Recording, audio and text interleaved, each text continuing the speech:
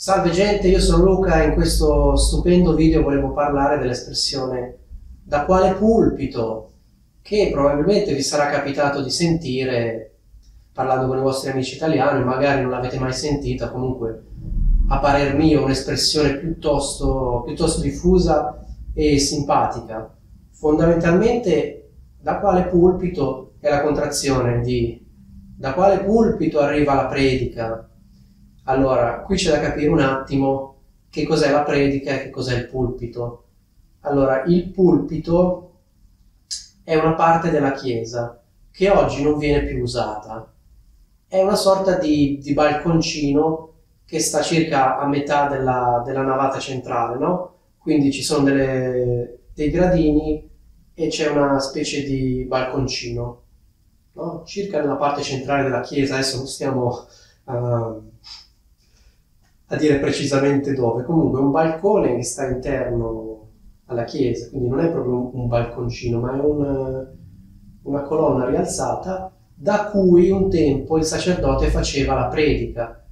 Che cos'è la predica? La predica è dire dovete fare questo, dovreste fare questo, non dovreste fare quest'altro e dovreste fare quest'altro. Cioè nella nostra vita dovremmo fare questo, bisognerebbe fare questo e non quest'altro. Quindi nello specifico e nel concreto, la frase da quale pulpito oppure da quale pulpito arriva la predica viene usata quando una persona che si comporta in un determinato modo predica il contrario, cioè non fa determinate cose e dice agli altri di farle, oppure fa determinate cose e dice agli altri di non farle. Per esempio, facciamo un esempio pratico e concreto: se una persona fuma tantissimo e va in giro a dire ma non bisognerebbe fumare nella vita, no? Non dovresti fumare, sai?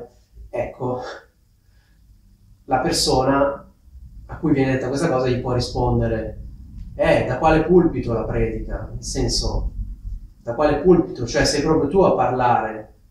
Quindi capite che questa frase da quale pulpito la si può usare quando una persona che per via del suo comportamento non avrebbe proprio motivo di parlare, parla, fa delle critiche, fa delle osservazioni, dice cose del tipo non dovresti fare questo, non dovresti fare quest'altro, quando in realtà lui o lei è il primo o la prima a farle. Ecco, quindi in questo senso il detto da quale pulpito è molto simile al proverbio,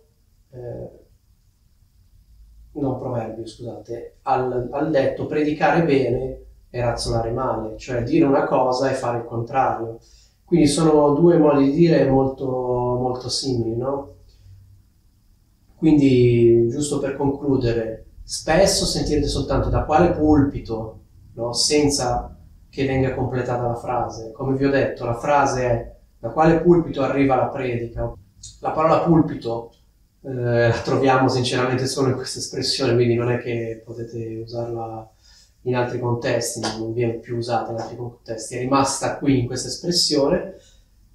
E poi niente, questa è l'espressione da quale pulpito. Spero che vi sia piaciuta e la prossima volta magari che un vostro amico, una vostra amica vi fa delle osservazioni quando in realtà lui è il primo a fare le cose che critica, che dice che non andrebbero fatte, invece che dirgli senti chi parla, gli potete dire da quale pulpito? Ok, questo è quanto e vi saluto.